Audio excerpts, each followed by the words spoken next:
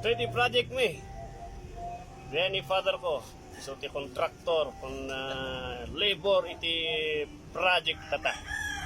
Mada mga isim-sim family ito yung Cavite, iti Arbayan.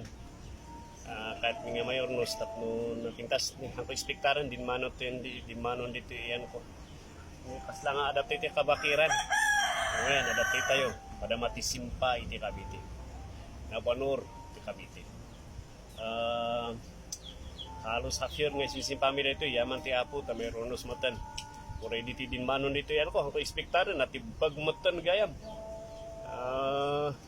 Kung nakiyaman lang kini Apo Diyos, tadi kinapalabas kat napintas iti pa, pinaiwanan ni Apo Diyos nga hanga natibag iti Cavite.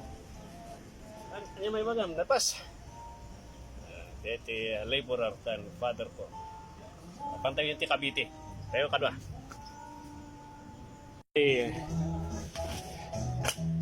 Apaan dito eh? Apaan dito eh? Ito yung project ni anak. Ayan, datati project na. Pan ito eh. Napanor ti Cavite. Jay. Ingka na jay. Ayan. Ayan, mamalpasan ti Cavite. Tata. Ayan. Ito iti project ni father mi nga simsim pamiti half year nagrugi iti June. Ito ta. Ito iti kat mo ipingay kada kayo na agisapa. Nabanor ti Cavite ala di jay mga iwan iti gabur. Kastamot ti panakaisimpa na iti sulat tayo. Pasapol na bakad yay tayo so timang katangal nga maysa kapno nabakad iti napnap iti numay nga napnap iti palay katibag na iti tinapalabas nga tawan and halos half-year nga ininayad nga ayaman kini father ko napintas nga pag-exercise and every time madak ito I'm just reminded jay Nehemiah chapter 2 verse 18 to 20. That was the time the Jerusalem wall kat nadadalot lang. It was the time nga no dakkel nga kababayan di jay because the wall symbolizes the strength iti aywan iti Dios yu nga nasyon.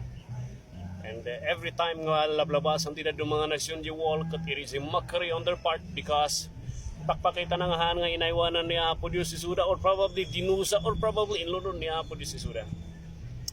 And here was a man in Nehemiah.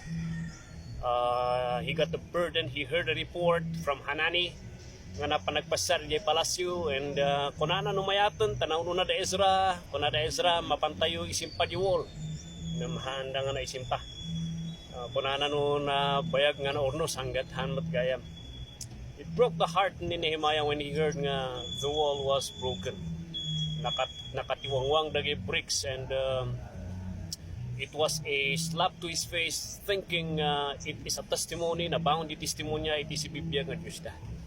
And at that moment in time, he cried and he begged nga nagpakasi nga mapan ipresentar na iti request na diari. And he went there to Jerusalem and he went to face the people and the people said, imposible samot na iti plano ng Nehemiah nga mabangon na iti wall, kapapati. Nagbasit tayo mo't nga nabati. Nato, kitante, awan ti bakap tayo. But Nehemiah said to the people, kanya ti pagduduan nyo. Ni Apo Diyos, bangunan tayo dating wall. Let's rise up and build. Knowing that the Lord will stand up for us, He will rise up for us. And He will give us the strength kung aywan nga mabangon iti wall.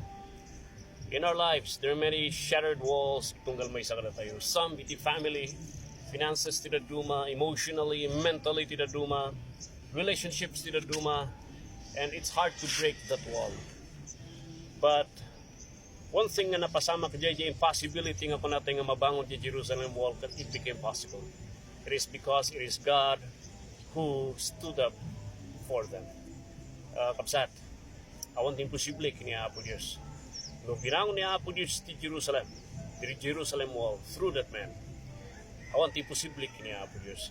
He is able to build up the broken walls iti biyag mo. Ada dagiti raminta ni Apo Dios to build up our walls. Una, His Word. Nobody would equal iti sao ti Apo. In your devotion time, iti panag-reading mo the church through a brother in the Lord. May sapay nga raminta ti Apo to build up the wall, the church itself. It is a place where we worship, where we fellowship together. And may sapay nga kakabdag iti kakabsat, iti comfort na, iti prayers, iti kakabsat. Well, prayer also. Prayer will build up iti walls, tinaburak ti biyag. Well, God is so gracious enough. Tundungan na tayo niya Apo. He hears iti cry tayo. Nagmait istorya ti Nehemiah. Dati impossible nga kung natin nga mabangon manan. The persecution in the building of the wall, it's quite hard. Ado na kita katawa, imposible yan yung mabangon nita. Puntaran lang nita iti wolf, kandag iti aso nga naruruso, matibwag na takin na video. And pa na Nehemiah, niya po Diyos ti mangitakder. Niya po Diyos ti mangilaban kan mangisakit kada kami iti na iti panangbangon na iti nga wall. Kapsat, laglagi po niyo, iti chimpong nga naburak, kan natibag iti biyag mo, iti ima ti Diyos awan ti imposible nga bangunan na. Ikumitan mo iti ima iti Apo. Manakabalin iso na nga mangisimpa dagiti napurak iti biyag mo. Tak na iti wall nga rito project. Ayan.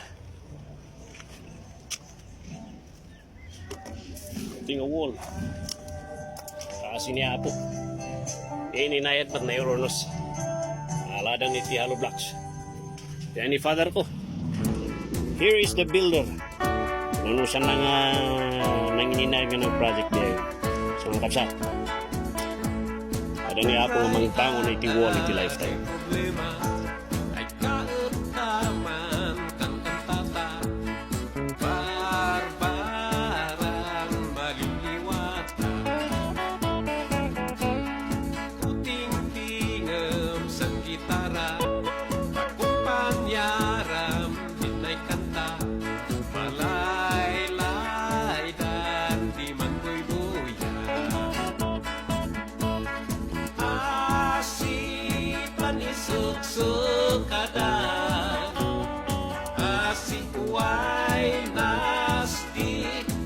Masuk ya itidasan pagsigadan at ikot mabawasan di pagproblemaan.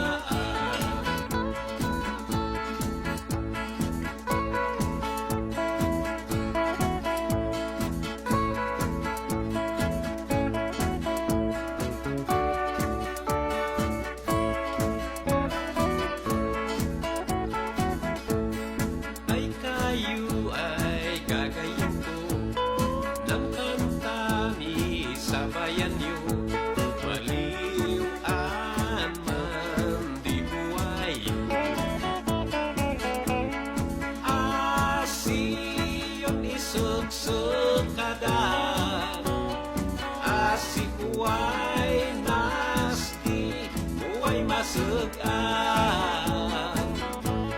ya itu ada di Pansigedan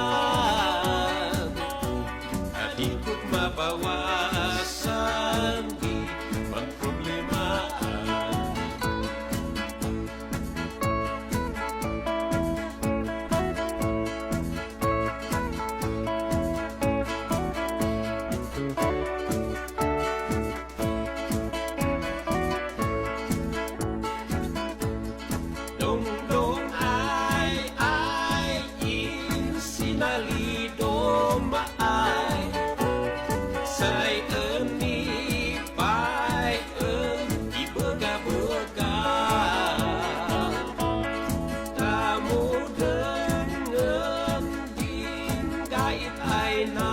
Sangat